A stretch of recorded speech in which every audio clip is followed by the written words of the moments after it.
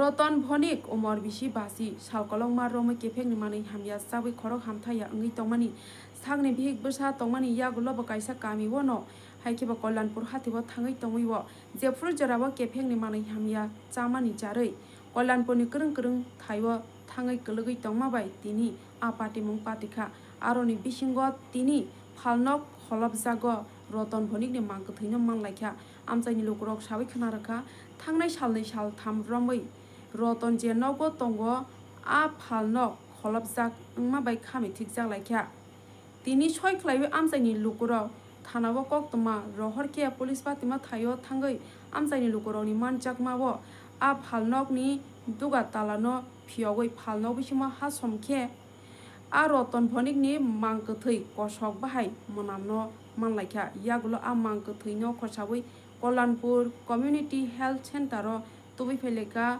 चेरिनायना बागै आपातिमुंनो कितिवि Kalyanpur थगै लोकरकनो उफला काफला सालायमानि नुकजाखा bureau report दमटी আমাদের কাছে ইনফরমেশন আছে যে বাজারে একজন লোক সবসময় থাকতো, এর নাম হচ্ছে রতন বণিক, বয়স আনুমানিক 50, বাবার নাম লেট হরিচরণ বণিক, বাড়ি হচ্ছে গোপালনগর। বাজারে থাকতো দোকানে। তো জানা গেছে যে গতকাল সকাল থেকে দোকান বন্ধ করে দোকানেই আছে, চলছে না। তো একটা ইনফরমেশন আমরা আয়া দেখি, সাথে বড়বাবু আসলো, সবাই মিলে দেখছি, বাজারের সেক্রেটারি আসলো। তো আলটিমেটলি দোকানটা খুলে দেখা যাচ্ছে যে লোকটা মারা গেছে। এই আপাতত মানে চলছে, বাড়িতে ইনফর্ম করা হয়েছে বাড়ির লোকজনকে, বাড়ির লোকজন আইব।